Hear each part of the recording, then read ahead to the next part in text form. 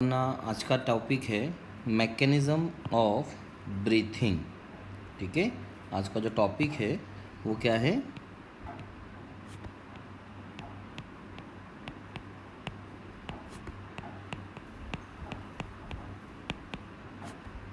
Mechanism of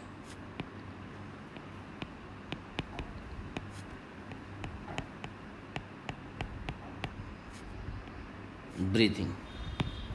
ठीक है, तो जब भी अपन मैकेनिज़्म ऑफ ब्रीथिंग की बात करते हैं तो सबसे पहले ब्रीथिंग क्या है?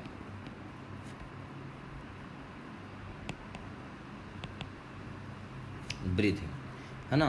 तो ब्रीथिंग की अगर अपन बात करते हैं तो इसमें सिंपल सा केवल दो ही चीज़ को अपने को कंसिडर करना है। एक तो फ्रेश एयर इन और फाउल एयर आउट। मैंने आपको पहले ही बताया था कि ब्रीथिंग में सिंपल क्या होता है, बाहर की एयर अंदर आना और अंदर की फाउल एयर जो है वो बाहर जाना, that is known as breathing. ठीक है, fresh air in and foul air out. ठीक है, दैट इज सिंपल ब्रीथिंग, मतलब एक्सचेंज ऑफ गैसेस। अब एक्सचेंज ऑफ गैसेस क्या? O2 का अंदर आना और CO2 का बाहर जाना। ठीक है, उसको अपन क्या बोलते हैं? ब्रीथिंग। तो अलग अलग एज ग्रुप के पर्सन के अंदर, क्योंकि अपन पढ़ रहे ह्यूमन रेस्पिरेटरी सिस्टम है ना, तो अलग अलग एज ग्रुप के पर्सन के अंदर ये जो ब्रीथिंग का रेट होता है, फिर ब्रीथिंग का रेट अपन कैसे कंसिडर करते हैं? जैसे अपन बैठे हुए हैं और बैठे बैठे अगर कोई अपने को ऑब्जर्व कर रहा है तो एक बार हमारा चेस्ट हल्का सा ऊपर उठेगा, फिर धीरे से डाउन जाएगा, फिर अप होगा, फिर नीचे की तरफ जाएगा। तो नॉर्मली इसको अपन क्या बोलते हैं? ब्रीथिंग। क्या बोलते हैं? ब्रीथिंग। तो ब्रीथिंग का जो रेट है वो एज ग्रुप के साथ अलग अलग होता है। तो जैसे अगर अपन ब्रीथिंग रेट की बात करते हैं बेटे,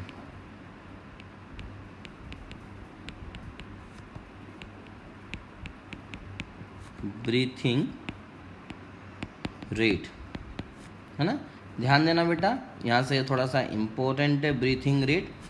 ब्रीथिंग रेट को अगर अपन देखें तो अलग अलग एज ग्रुप में अलग अलग होता है।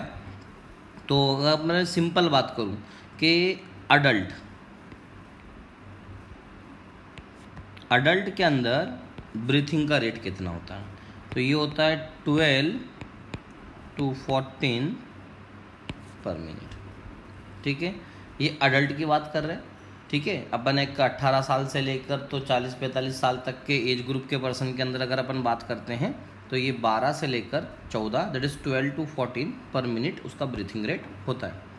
लेकिन अगर अपन टीनेजर्स की बात करते हैं या एडोलेसेंस की एज की बात करते हैं,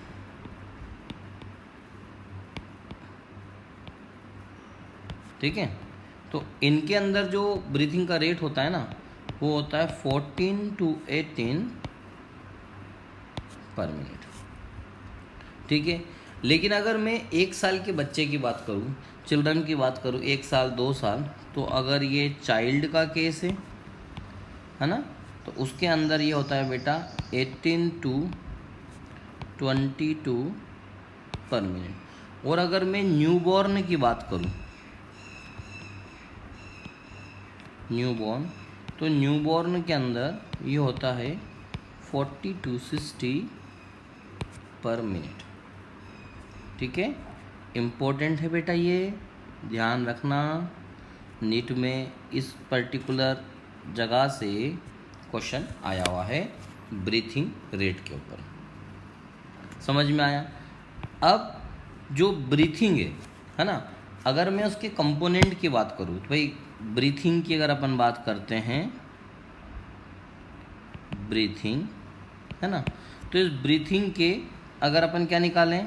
कंपोनेंट, ब्रीथिंग कंपोनेंट्स है ना, तो इसके दो कंपोनेंट्स निकल के आते हैं बेटा। एक होता है इंस्पायरेशन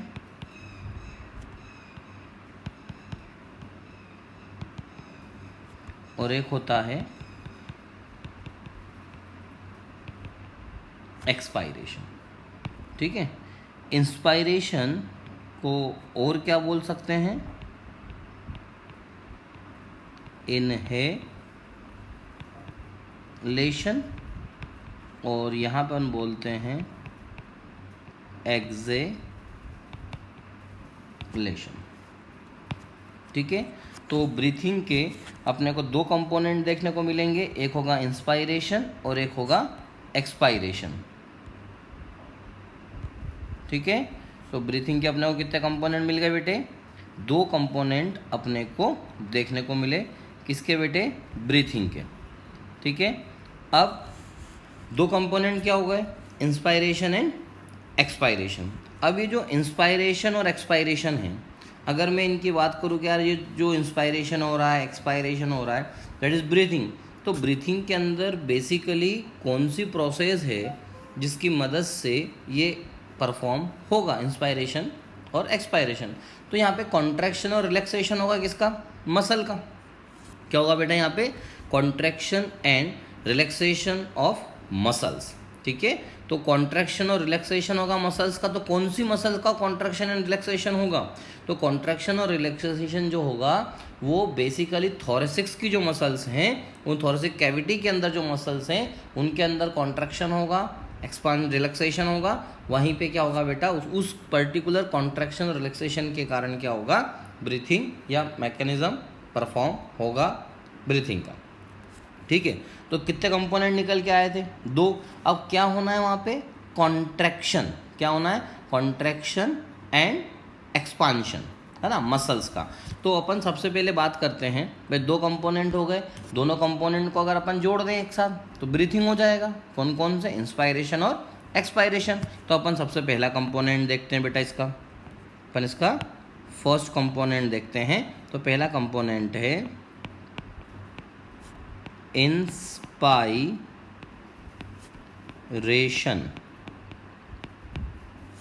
पहला कंपोनेंट है इंस्पायरेशन, है ना। अब इंस्पायरेशन का अपन नॉर्मल मतलब क्या बोलते हैं, फ्रेश एयर का अंदर आना, है ना। Inhalation of fresh air, fresh air का क्या होना, इनहेलेशन होना, किसके अंदर, लंग्स के अंदर। ठीक है, तो इंस्पायरेशन में क्या हुआ, inhalation of fresh air into lungs, है ना। इनहेलेशन होना किसका बेटा, फ्रेश एयर का, किसके अंदर, लंग्स के अंदर, है ना। क्यों होना, फॉर गैसियस एक्सचेंज, किसके लिए होगा बेटा ये, फॉर गैसियस एक्सचेंज। ठीक है, इनहेलेशन होना फ्रेश एयर का, किसमें, लंग्स में, किसके लिए, एक्सचेंज ऑफ गैसेस के लिए। अब अगर अपन इंस्पायरेशन अकेले को कंसिडर करें तो इंस्पायरेशन एक एक्टिव प्रोसेस है। Inspiration is an active process। आप देखिए, कभी भी आप इसे सांस अगर लेंगे, सांस अंदर की तरफ खींचेंगे तो उसमें एनर्जी जो है ना वो खर्च होगी। एनर्जी क्या होगी, खर्च होगी। आप नॉर्मल ऐसे बैठे हुए सिंपल, एयर अपने आप अंदर जा रही है, अपने आप बाहर आ रही है, कंप्लीट प्रोसेस ब्रीथिंग की अगर कंप्लीट प्रोसेस अगर अपन देखें तो वहाँ पे नेट एनर्जी कोई खर्च नहीं हो रही है। लेकिन अगर आप एयर को अंदर खींच रहे हैं, एयर अंदर आ रही है, तो वहाँ पे क्या होगा, एक्टिव प्रोसेस होगी और एनर्जी क्या होगी, खर्च होगी। ठीक है, तो इंस्पायरेशन क्या होगा बेटा, एक एक्टिव प्रोसेस है। अब इंस्पायरेशन होने के लिए जो मसल्स है उसका कॉन्ट्रैक्ट होना जरूरी है, क्योंकि आप जैसे एयर को खींच के देखिए, आप एयर जैसे नाक से खींचेंगे, ऐसा आप करेंगे तो आपकी जो मसल्स है ना वो क्या करेगी, कॉन्ट्रैक्ट करेगी, है ना। तो जो इंस्पायरेशन एक एक्टिव प्रोसेस है, तो एक्टिव प्रोसेस के अंदर क्या होगा, कॉन्ट्रैक्शन होगा इंस्पायरेटरी मसल्स का। ठीक है, तो इंस्पायरेशन एक एक्टिव प्रोसेस है और इसको परफॉर्म कराने के लिए क्या लगेगा अपने को, इंस्पायरेटरी मसल्स। क्या लगेगी बेटा अपने को, इंस्पायरेटरी मसल्स। तो इंस्पायरेशन की अगर अपन बात करते हैं, it is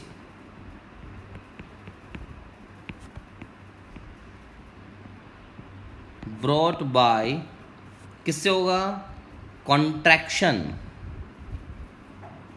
it is brought by contraction of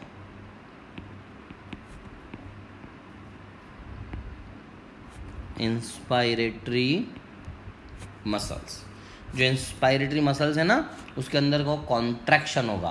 फिर क्वेश्चन आता है कि यार ये इंस्पायरेटरी मसल क्या है ना, जिसकी मदद से एयर अंदर जा रही है, जिसके कॉन्ट्रैक्शन से एयर अंदर की तरफ जा रही है, तो ये इंस्पायरेटरी मसल है क्या। तो जब हम इंस्पायरेटरी मसल्स की बात करते हैं बेटा, तो ये इंस्पायरेटरी मसल्स दो टाइप की होती है। Inspiratory muscles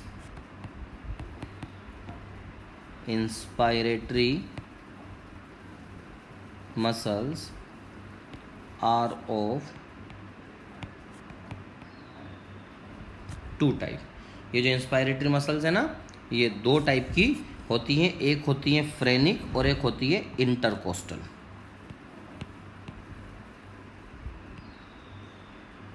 phrenic and intercostal,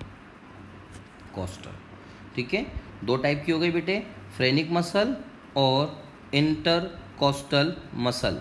phrenic muscle और क्या हो गई बेटे, इंटरकोस्टल मसल्स। तो दो टाइप की मसल्स अपने को यहाँ पे देखने को मिलती है। इन दोनों मसल्स को अपन क्या बोलते हैं बेटा, इंस्पायरेटरी मसल्स। स्टार लगा लें इसके ऊपर, इम्पोर्टेंट है। इंस्पायरेटरी मसल्स क्या हो गई, फ्रेनिक मसल और इंटरकोस्टल मसल्स, ठीक है।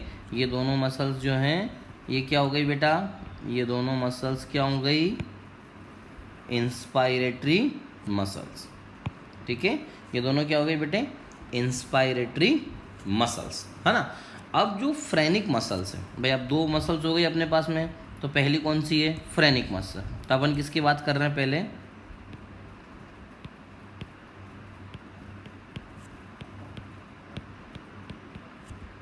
Phrenic muscle. देखिए फ्रेनिक मसल्स की अगर अपन बात करते हैं, तो ये क्या होती है, जो हमारा डायफ्राम है, डायफ्राम बेसिकली क्या होता है, जो हमारे अंदर कैविटी होती है। जैसे मैं डायग्राम बना के आपको दिखाता हूँ यहाँ पे छोटा सा एक, जैसे ये हमारी अम्बिलिकल कोड है बेटा, है ना। ये वाला जो रीजन है, ये तो ये वाला जो पोर्शन है हमारा, ये कहलाता है थोरैक्स। और ये वाला जो पोर्शन है, ये क्या कहलाता है, एब्डोमेन। क्या कहलाता है बेटे, एब्डोमेन। तो थोरैक्स और एब्डोमेन, इन दोनों का जो सेपरेशन है, इन दोनों की जो बाउंड्री वॉल है, ये क्या किससे बनी है, ये कहलाती है डायफ्राम। क्या कहलाती है, डायफ्राम। अब ये जो डायफ्राम है, किससे बनी है बेटा, ये डायफ्राम से बनी है।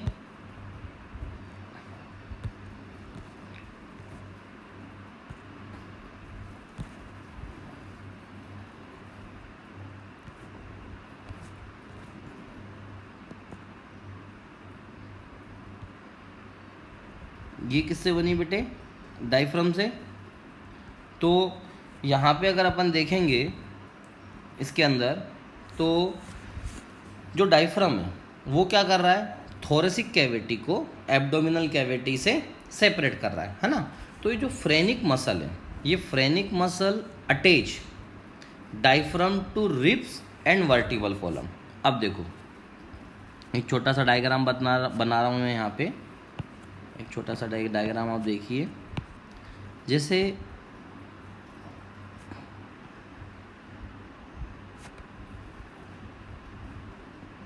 ये से मान लेते हैं, है ना, ये स्टर्नम है। क्या है बेटा, ये स्टर्नम है, और इससे ये रिब्स निकली हुई है ना, इससे ये रिब्स निकली हुई है ना। ये डायग्राम केवल समझाने के हिसाब से बना रहा हूँ।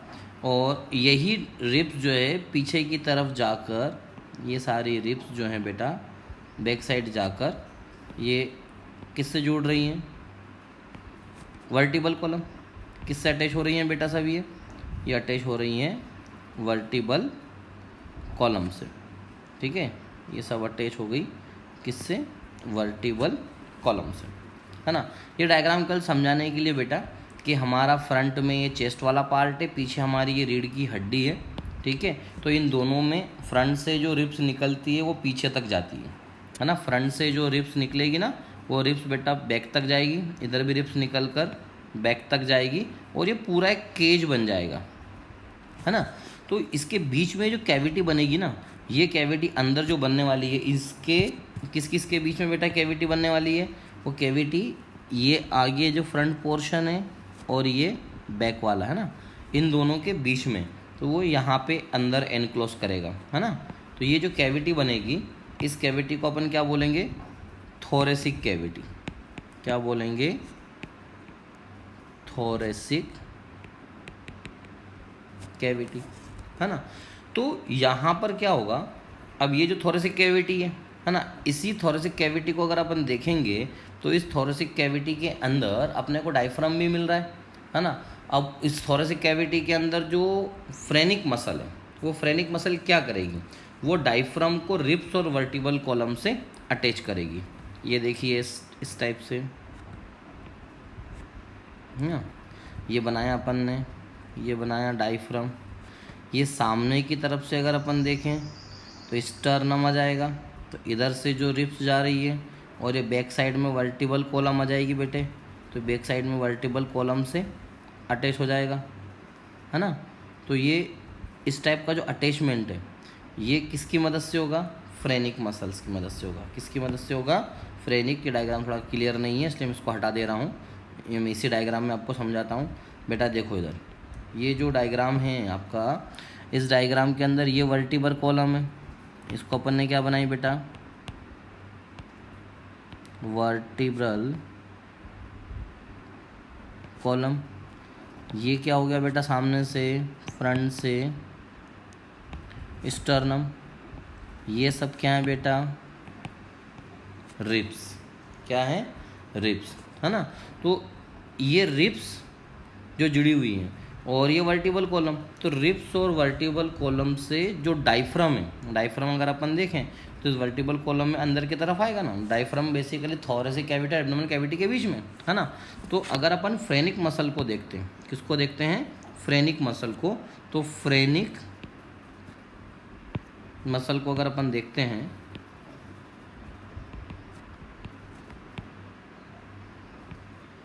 है ना, तो फ्रेनिक मसल क्या करेगी, अटैच, फ्रेनिक मसल, है ना, दे अटैच्ड डायफ्राम। किसको अटैच करेगी, diaphragm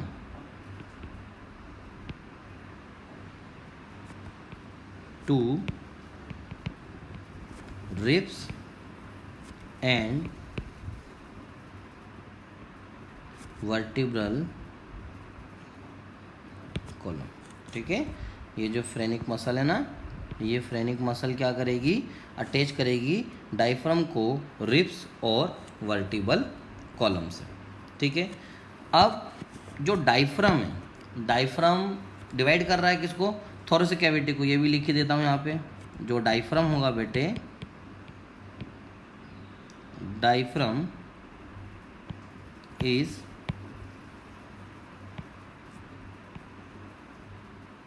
generally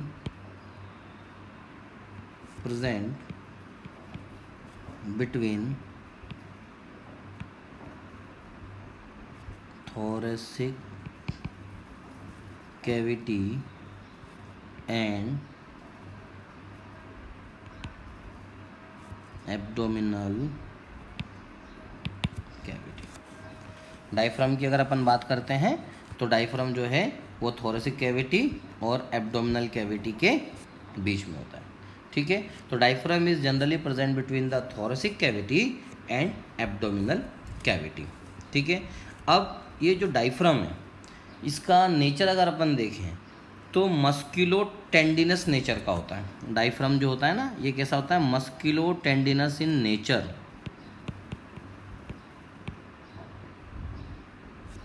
diaphragm is musculo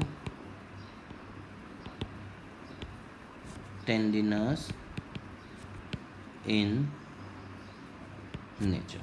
मतलब क्या होगा बेटा, मसल्स है ना, और टेंडन, टफनेस, टेंडन की अगर अपन बात करते हैं, मसल से बोन को कौन जोड़ता है, टेंडन जोड़ता है, तो थोड़ा सा हार्ड या टफ नेचर का होता है। तो जो डायफ्राम है ये मस्कुलो टेंडनस नेचर का होता है। अब जब अपन रेस्ट में होते हैं, है ना, तो in rest condition, in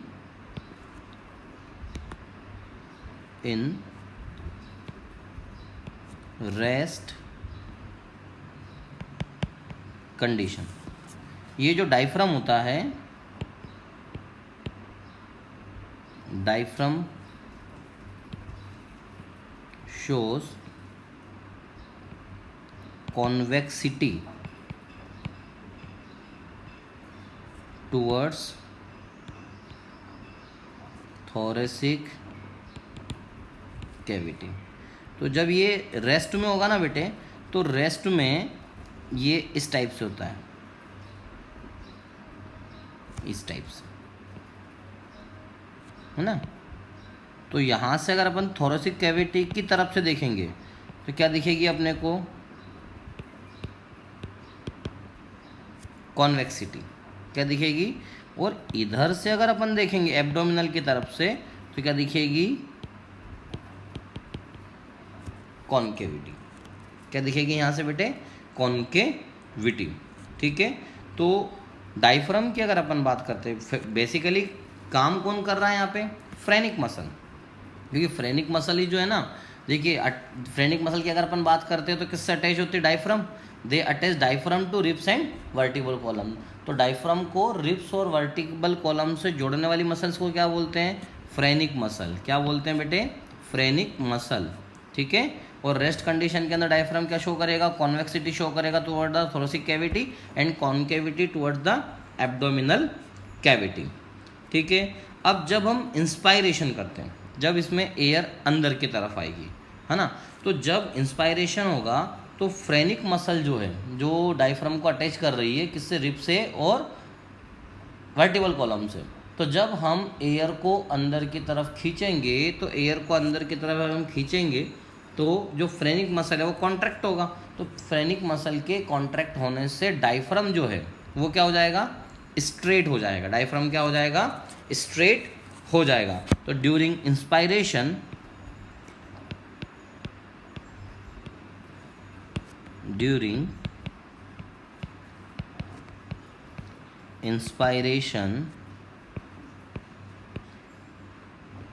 phrenic muscle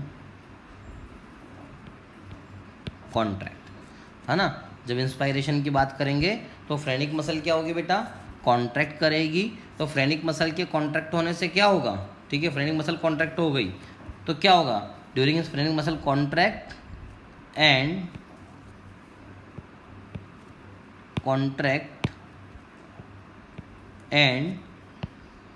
it strengthen the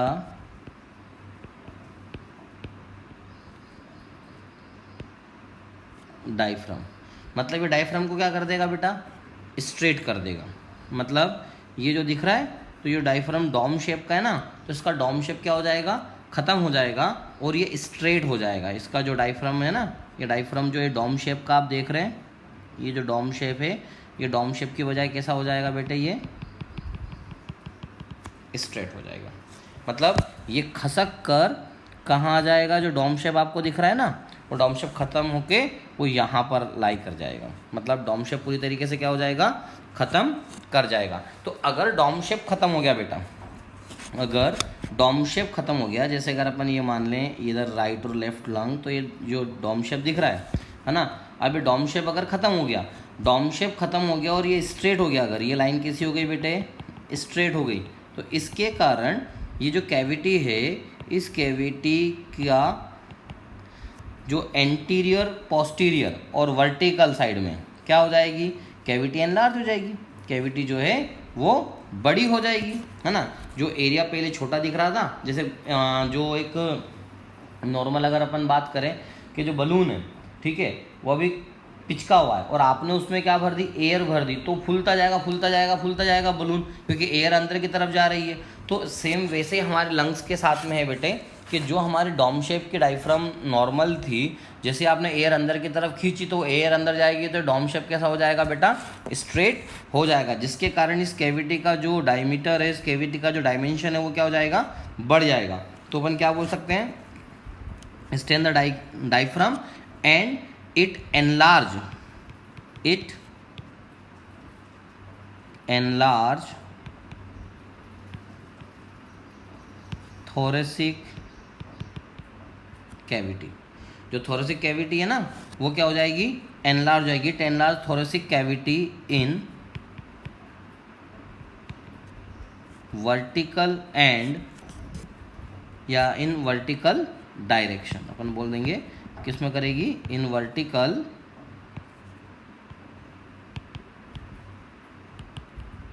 direction. इतना समझ में आया बेटा। तो ये वर्टिकल डायरेक्शन में जो थोरेसिक कैविटी एनलार्ज हुई है, ये जो थोरेसिक कैविटी आप देख रहे हैं ना, ये जो थोरेसिक कैविटी आप देख रहे हैं, ये वाली थोरेसिक कैविटी, ये जो थोरेसिक कैविटी है जिसको आप देख रहे हैं, जो एनलार्ज हुई है वर्टिकल डायरेक्शन में, ये वाली है ना, ये बड़ी ना, क्यों बड़ी, क्योंकि ये डोम शेप जो था ना, ये डोम शेप क्या हो गया, स्ट्रेट हो गया। क्या हो गया, स्ट्रेट हो गया। तो इतना एरिया क्या हो गया उसका बेटा, इतना एरिया उसका बढ़ गया, ठीक है। तो इसीलिए वो एयर जो है वो ज़्यादा से ज़्यादा किधर आ गई, अंदर की तरफ आ गई। जो एयर है वो ज़्यादा से ज़्यादा कहाँ पे आ गई बेटा, अंदर की तरफ आ गई। तो ये काम तो किसका हुआ बेटा, फ्रेनिक मसल का। फ्रेनिक मसल के बाद में जो सेकंड आता है वो आता है इंटरकोस्टल मसल, है ना। तो इंटरकोस्टल मसल के अंदर भी यहाँ पर अपन बेसिकली किसको लिखेंगे, इंटरनल इंटरकोस्टल मसल। किसको लिखेंगे बेटा यहाँ पे, इंटरनल इंटरकोस्टल मसल, ठीक है। यहाँ पे अपन लिखने वाले हैं इंटरनल, हाँ इंटरकोस्टल मसल लिखते हैं पहले अपन, इंटरकोस्टल मसल। अब ये इंटरकोस्टल मसल होती क्या है ना। तो पहले उस चीज़ को अपन समझें कि ये इंटरकोस्टल मसल है क्या। जैसे बेटा ये एक रिब्स है ना, ये एक रिब्स है, ये दूसरी रिब्स है। जो लोग नॉनवेज खाते हैं ना उनको जल्दी समझ में आ जाएगा, है ना। ये दोनों रिब्स के बीच में, अगर इस रिब्स को देखें तो इस रिब्स के बीच में अपने को ऐसे मसल्स मिलती हैं। मतलब बहुत सारे ऐसे पीसेस होते हैं बेटा नॉनवेज के, उन पीसेस को अगर अपन देखते हैं तो अपने को ऐसा लगता है कि 2-3 बोन के बीच में कुछ फ्लैश रखा हुआ है। वो बेसिकली जो है रिब्स वाला एरिया होता है। कौन सा एरिया होता है, रिब्स। जैसे ये रिब्स है, ये रिब्स है। तो इस दोनों रिब्स के बीच में जो मसल्स हैं, है ना, तो इसमें 2 टाइप की मसल्स होती हैं बेटा। इस मसल्स को नॉर्मली अपन इंटरकोस्टल बोलते हैं। कोस्टल मतलब जो 2 कोस्टल कार्टिलेज है ना, या 2 रिब्स हैं, उन 2 रिब्स के बीच में जब अपन बात करेंगे, क्योंकि इसके अंदर कोस्टल कार्टिलेज भी होता है, ठीक है। क्योंकि रिब्स जो जुड़ी हुई होती है ना, तो यहाँ पे ऐसा कार्टिलेज से भी जुड़ा होता है, इसको कोस्टल कार्टिलेज भी बोलते हैं, ठीक है। तो जो 2 रिब्स हैं, ठीक है, इन रिब्स के बीच में जो मसल्स हैं इसको अपन क्या बोलेंगे बेटा, इंटरकोस्टल मसल, ठीक है। ये जो मसल्स आप देख रहे हैं ना, तो इस मसल्स के अंदर 2 टाइप होती हैं। कितने टाइप होती हैं, 2 टाइप होती हैं। एक होती है एक्सटर्नल इंटरकोस्टल और एक होती है इंटरनल इंटरकोस्टल। तो बेसिकली इनको अपन दोनों को मिला के एक साथ क्या बोलेंगे, इंटरकोस्टल मसल। ये जो दोनों है ना, इनको एक साथ मिला के अपन क्या बोलेंगे, इसको एक साथ मिला के क्या बोलेंगे,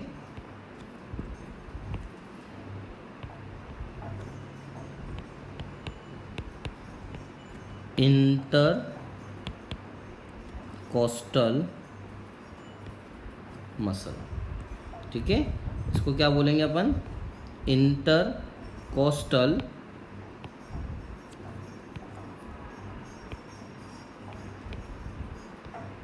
मसल, ठीक। इंटरकोस्टल मसल समझ में आई बेटा। 2 रिब्स के बीच में जो मसल्स होती है उसको अपन क्या बोलते हैं, intercostal muscle.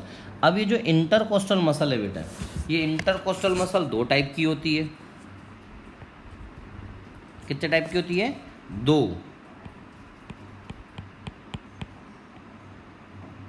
External inter coastal and internal inter coastal. ठीक है, कितने टाइप की हो गई बेटा? ये 2 टाइप की हो गई, external intercostal and internal intercostal. तो जब अपन ब्रीथिंग की बात करते हैं ना, तो ब्रीथिंग में कौन रोल प्ले करता है? ब्रीथिंग के अंदर एक्सटर्नल इंटरकोस्टल मसल जो होती है ना, वो अपना रोल प्ले करती है। कौन करती है? External intercostal muscle. तो इसमें से जो 2 अपन ने एक साथ बना के बताया था कि यार ये एक्सटर्नल और इंटरनल है, तो इसमें से ये वाली जो दिख रही है ना, इसको बोलते हैं एक्सटर्नल इंटरकोस्टल। एक्सटर्नल इंटरकोस्टल, और ये कहलाती है इंटरनल इंटरकोस्टल। ठीक है, तो अपन किसकी बात कर रहे हैं यहाँ पे अभी? एक्सटर्नल इंटरकोस्टल मसल की। किसकी कर रहे हैं बेटा? एक्सटर्नल इंटरकोस्टल मसल्स की। तो एक्सटर्नल इंटरकोस्टल मसल्स जो हैं, ये रिब्स के बीच में प्रेजेंट होगी, फॉरवर्ड डायरेक्शन में और डाउनवर्ड डायरेक्शन में होगी, है ना। तो ये एक्सटर्नल इंटरकोस्टल मसल्स की अगर अपन बात करें तो ये क्या होगा? They are present in between ribs. अभी डायग्राम में मैंने आपको बताया बेटा कि ये रिब्स के बीच में होगी। ठीक है, in forward and downward direction, in slanting forward and downward direction. ये फॉरवर्ड और डाउनवर्ड डायरेक्शन में होती है। ठीक है, अगर अपन बात करें रेस्ट की, तो रिब्स जो है वो हमारी नीचे की तरफ होती है ना। रेस्ट में अगर अपन देखते हैं तो रेस्ट में जो रिब्स होती है वो स्लेंटेड डाउनवर्ड नीचे की तरफ होती है। ठीक है, ध्यान रखना, ये अगर एक्सटर्नल इंटरकोस्टल की बात कर रहे हैं तो ये रिब्स के बीच में होती है। एंड और ये क्या करेगी? They are present in between the ribs in slanting forward and downward direction के अंदर। किसके अंदर? फॉरवर्ड एंड डाउनवर्ड डायरेक्शन के अंदर। अब अगर ये एक्सटर्नल इंटरकोस्टल मसल कॉन्ट्रैक्ट करेगी, ठीक है, अगर ये कॉन्ट्रैक्ट करेगी बेटा, कौन? एक्सटर्नल इंटरकोस्टल मसल अगर कॉन्ट्रैक्ट करेगी तो रिब को किधर उठाएगी? रिब्स को ऊपर की तरफ उठाएगी, है ना। ये जो दिख रहा है आपको ये वाला पोर्शन, ये वाली मसल, मैं एक डायग्राम और बना के आपको दिखाता हूँ बेटा। ये देखिए, जैसे ये एक रिब्स है ना, ये दूसरी रिब्स है। अब यहाँ से ये इस डायरेक्शन में है एक्सटर्नल इंटरकोस्टल मसल। अब अगर ये एक्सटर्नल इंटरकोस्टल मसल जो एक्चुअल में इतनी है, अगर ये कॉन्ट्रैक्ट करेगी तो ये यहाँ तक आ जाएगी बेटे, है ना। ये वाली अगर बात करेंगे तो ये आफ्टर कॉन्ट्रैक्शन, आफ्टर कॉन्ट्रैक्शन, और ये वाला सर्कल बिफोर कॉन्ट्रैक्शन। ठीक है, तो अगर ये कॉन्ट्रैक्ट कर गई तो जो रिब्स आपको यहाँ दिख रही है वो रिब्स कहाँ चली जाएगी? वो रिब्स इस जगह पर आ जाएगी बेटे। मतलब रिब्स जो है वो ऊपर की तरफ क्या हो गई बेटा? खिंचा गई, एलिवेटेड हो गई। समझ में आया? रिब्स क्या हो गई बेटा? ऊपर की तरफ खिंचा गई या एलिवेटेड हो गई। तो ड्यू टू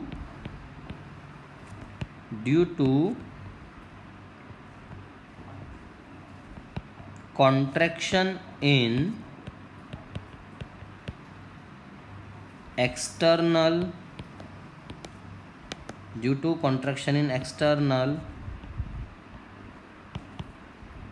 intercostal muscle, है ना। एक्सटर्नल इंटरकोस्टल मसल्स में क्या होगा? कॉन्ट्रैक्शन। तो क्या होगा? दे मूव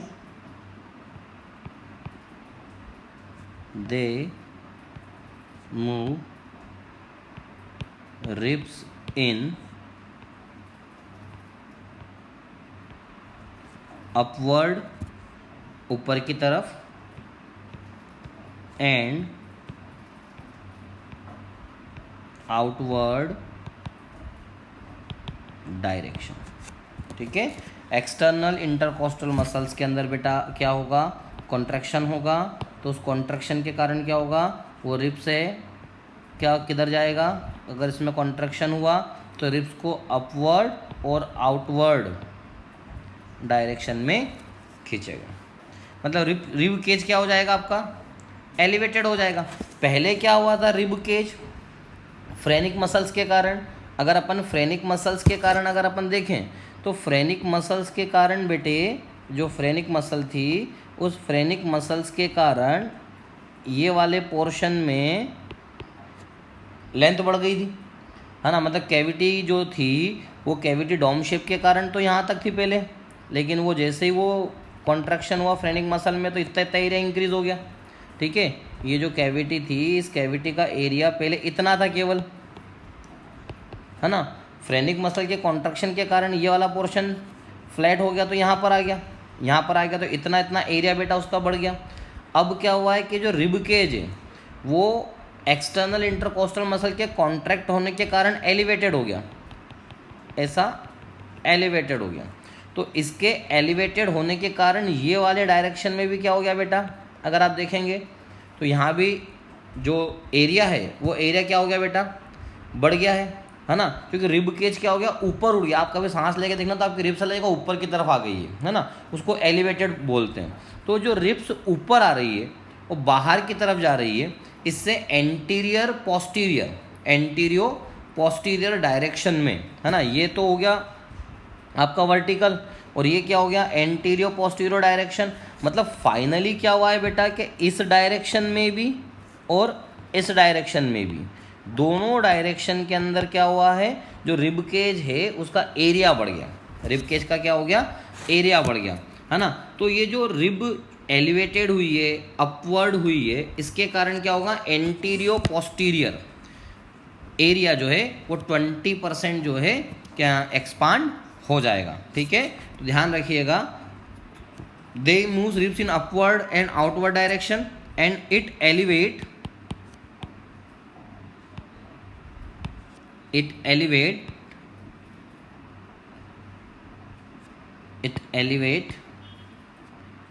रिब केज को क्या करेंगे, एलिवेट करेंगे, which also expand in anterior या एंटीरो पोस्टीरियर, क्या बोलेंगे उसको, इन एंटीरो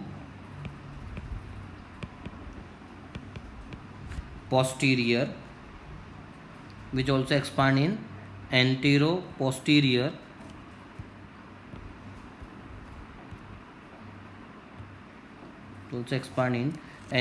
posterior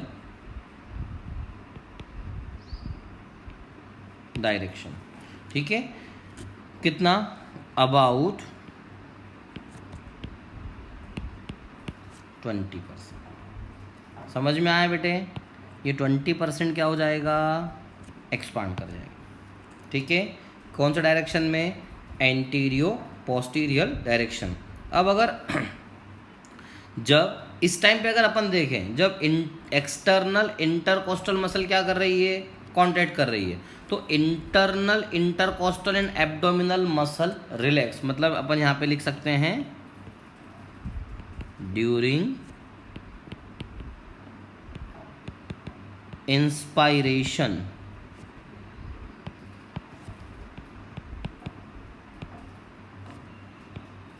इंटरनल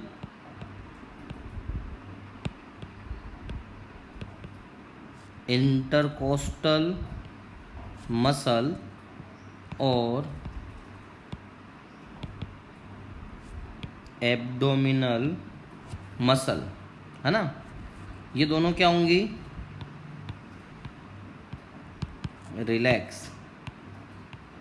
ध्यान रखना, ये जो दोनों मसल दिख रही हैं, ये दोनों मसल क्या हो जाएंगी बेटे, यहाँ पे रिलैक्स हो जाएंगी। तो रिलैक्सेशन किसका होगा, इंटरनल इंटरकोस्टल और एब्डोमिनल मसल का।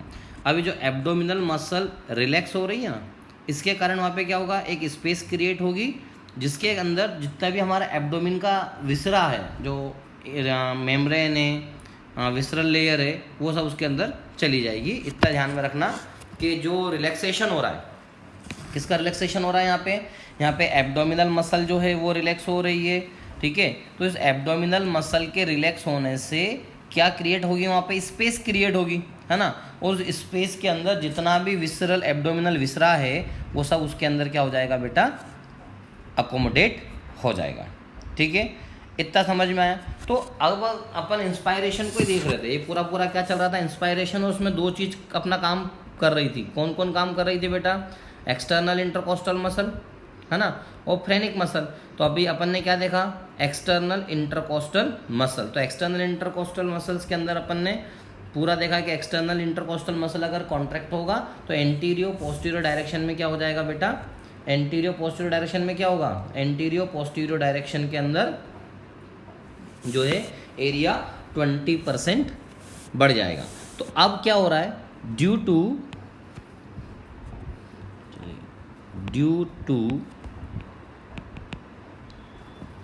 साइमल्टेनियस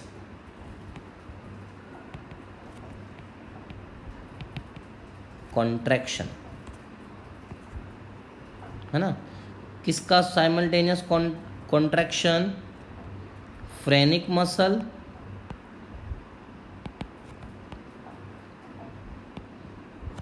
और दूसरी कौन सी है, एक्सटर्नल इंटरकोस्टल मसल। ठीक है, फ्रेनिक मसल और एक्सटर्नल इंटरकोस्टल मसल, इन दोनों का क्या होगा, कॉन्ट्रैक्शन होगा, है ना। तो इनके कॉन्ट्रैक्शन होने से क्या होगा, जो थोरैक्स का वॉल्यूम है वर्टिकल डायरेक्शन में भी और एंटीरियर पोस्टीरियर डायरेक्शन में क्या हो जाएगा, बढ़ जाएगा, है ना। तो due to simultaneous contraction of phrenic muscle and external intercostal muscle, the volume of thorax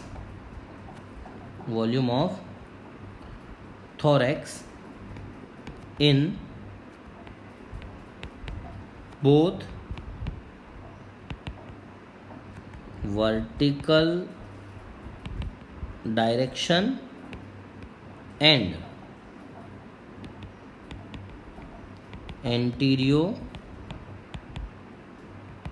posterior direction increase. समझ में आया। तो वॉल्यूम जो है वो बढ़ गया, है ना, वॉल्यूम क्या हो जाएगा, बढ़ गया। ठीक है, इतना समझ में आया।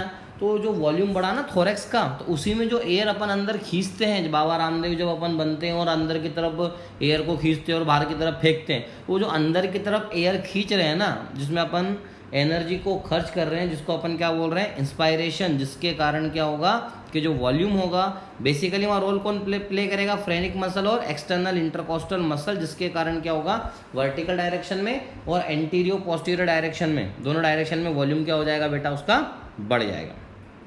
समझ में आया। अब अगर अपन थोरैक्स को देखें तो थोरैक्स बेसिकली क्या है, एक क्लोज्ड कैविटी है। थोरैक्स क्या है, एक क्लोज्ड कैविटी है। ध्यान रखना, थोरैक्स जो है एक क्लोज्ड कैविटी है ना। और इसके अंदर अगर अपन लंग्स को देखते हैं तो उसके अंदर एक नेगेटिव प्रेशर होता है। क्या होता है उसके अंदर, नेगेटिव प्रेशर होता है। तो मैंने आपको शायद एक पिछले लेक्चर में बताया था -4 mm ऑफ Hg। क्या बताया था, -4 mm ऑफ Hg। ठीक है, तो पहले तो अपन ये लिख लेंगे भाई थोरैक्स क्या है, थोरैक्स इज ए क्लोज्ड, मतलब पैक्ड है ना, closed cavity. Thorax is a closed cavity, ठीक है, ध्यान रखना, ठीक है। किसके कॉन्टेक्ट में thorax? Close cavity which is in contact with walls of lung. भाई थोरैक्स के अंदर है क्या? इसके अंदर लंग्स है, और लंग्स की जो वॉल है, तो लंग्स की वॉल को अपन क्या बोलते हैं? जो लंग्स है उसके बाहर की तरफ आपके यहाँ प्लूरल मेम्ब्रेन होगी, तो वो प्लूरल मेम्ब्रेन जो है या थोरैक्स लंग्स की जो वॉल है वो किसके कॉन्टेक्ट में आ गई बेटा?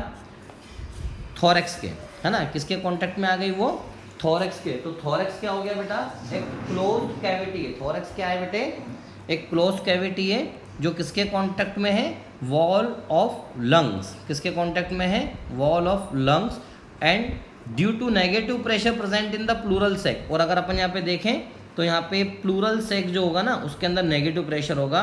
तो थोरैक्स एक क्लोज्ड कैविटी है जो किसके कांटेक्ट में है बेटा? वॉल ऑफ लंग्स के। और यहाँ पे अगर अपन प्रेशर देखेंगे, क्या देखेंगे अपन? प्रेशर, है ना। तो due to wall of lungs अगर अपन बात करेंगे तो ये वॉल ऑफ लंग्स से कांटेक्ट में है। क्यों है? Due to negative pressure present in pleural sac. याद करो नेगेटिव प्रेशर कितना होगा? -4 mm ऑफ Hg। कितना होगा? -4 mm ऑफ Hg, ठीक है।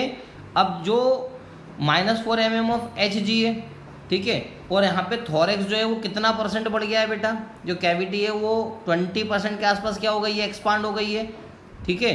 कितनी एक्सपांड हो गई है? 20% के आसपास। तो लंग्स भी क्या होंगे? एक्सपांड होंगे। फिर कैविटी क्यों बढ़ी? क्योंकि कैविटी के अंदर कौन है? लंग्स। और एयर किस में जा रही है? लंग्स के अंदर। तो लंग्स अगर एक्सपांड होंगे, जैसे बलून अगर खुलेगा तो बलून को जिसने पकड़ के रखा उसका हाथ भी तो दूर दूर जाएगा, ठीक है।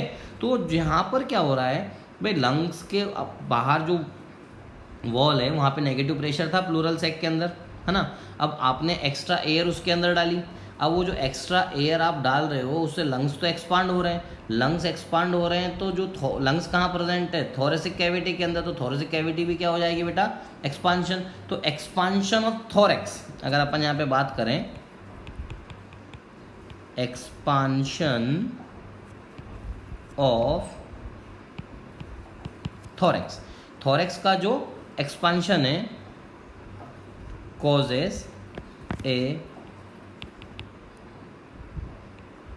सिमिलर एक्सपांशन इन लंग्स, ठीक है। इतना समझ में आया? थोरैक्स एक क्लोज्ड कैविटी है, किसके कांटेक्ट में है? थोरैक्स के अंदर लंग्स है तो लंग्स की वॉल के कांटेक्ट में है, और लंग्स के आसपास प्लूरल से क्या प्लूरल मेम्ब्रेन है, वहाँ जो प्रेशर है वो नेगेटिव प्रेशर है। थोरैक्स का एक्सपांशन अगर होगा उसके कारण लंग्स में भी सिमिलरली क्या होगा? एक्सपांशन होगा। बेसिकली थोरैक्स में एक्सपांशन क्यों हो रहा है? क्योंकि लंग्स के अंदर क्या जा रही है? एयर जा रही है, ठीक है। तो जो प्रेशर है वो या माइनस से प्लस में हो जाएगा। जो प्रेशर है वो माइनस से क्या हो जाएगा? लंग्स के अंदर प्रेशर में हो प्लस में हो जाएगा। तो it brings down the pressure of air inside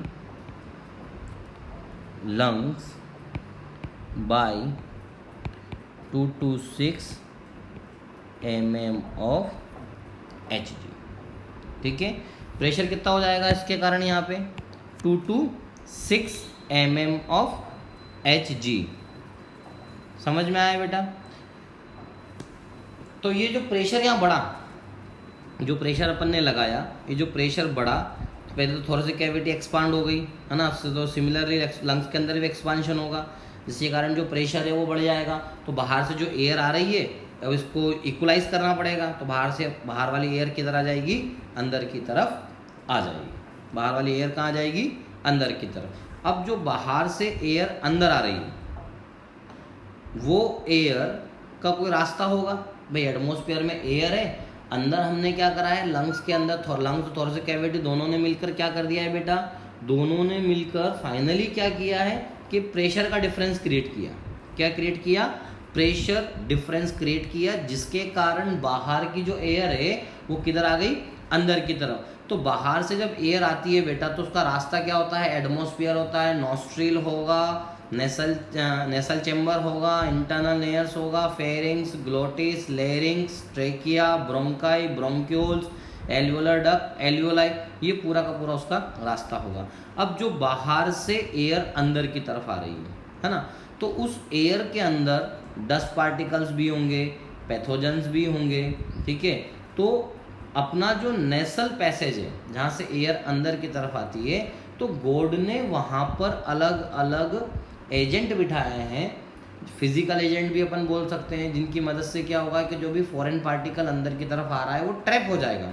तो फाइनली जो फ्रेश एयर है और जिसका प्रेशर जो है या जिसका जो टेम्परेचर है, जो कंडीशनिंग की अगर अपन बात करते हैं, तो वो एयर जो एल्वियोलाई तक पहुँचे वो कैसी हो जाए, फिल्टर हो जाए, क्लीन हो जाए, स्टरलाइज हो जाए, कंडीशन हो जाए, मॉइस्चर हो जाए, ठीक है। मतलब फाइनली करना क्या है कि जो एयर बाहर से अंदर आ रही है, अंदर क्यों आ रही है उसका रीज़न तो अपन समझ गए कि अंदर प्रेशर जो है वो चेंज हो गया। अंदर प्रेशर चेंज हो गया तो उसको इक्वलाइज करना, पहले -4 mm ऑफ Hg था, अब 2 to 6 mm ऑफ Hg हो गया। उस प्रेशर को इक्वलाइज करने के लिए बाहर से एयर किधर सक होगी, अंदर की तरफ सक होगी। इस प्रेशर डिफरेंस के कारण बाहर की एयर अंदर की तरफ आएगी। तो जब इस प्रेशर के कारण बेटा बाहर की एयर अंदर की तरफ आएगी तो वो जो एयर आ रही है ना, तो जो बाहर से एयर आएगी फाइनली जाना कहाँ तक है, उसको एल्वियोलाई तक है। कहाँ तक है, एल्वियोलाई तक। तो जो एयर बाहर से आ रही है, the air which is coming from environment, कहाँ से आ रही है बेटा, एनवायरमेंट से आ रही है ना। और कहाँ तक जाना है उसको, एल्वियोलाई तक जाना है। कहाँ तक जाना है, एनवायरनमेंट से उसको एल्वियोलाई तक जाना है। तो उस एयर के साथ में क्या करना पड़ेगा, तो एयर को फिल्टर होना पड़ेगा। जो एयर बाहर एनवायरनमेंट से आ रही है कहाँ तक जा रही है, एल्वियोलाई तक जा रही है। तो द एयर बिकम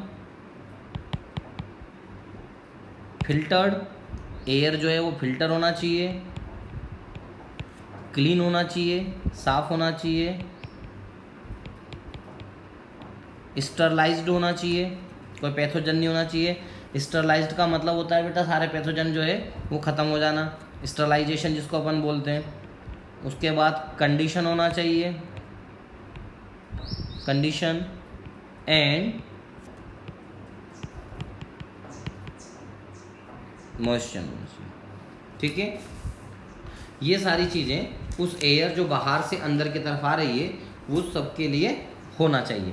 मतलब जो एयर बाहर से अंदर आ रही है वो फ्रेश एयर पहुंचेगी लंग्स तक, उसमें कोई पैथोजन नहीं होगा, उसके अंदर कोई डस्ट पार्टिकल नहीं होगा उसके अंदर, ठीक है, किसी भी टाइप का। क्योंकि जो अपना नेसल पैसेज है तो यहाँ पे म्यूकस भी है, यहाँ पे हेयर भी है, यहाँ पे लाइसोजाइम भी सीक्रेट होता है, यहाँ पे लैक्टोफेरिन भी सीक्रेट होता है, जो क्या करता है, और कुछ मैक्रोफेज सेल्स भी होती हैं जो इस प्रोसेस को परफॉर्म करती हैं। तो जो फाइनली जो फ्रेश एयर है वो फ्रेश एयर ही क्या होगी, अंदर की तरफ जाएगी। समझ में आया, जो फ्रेश एयर है वो क्या होगी, अंदर की तरफ जाएगी।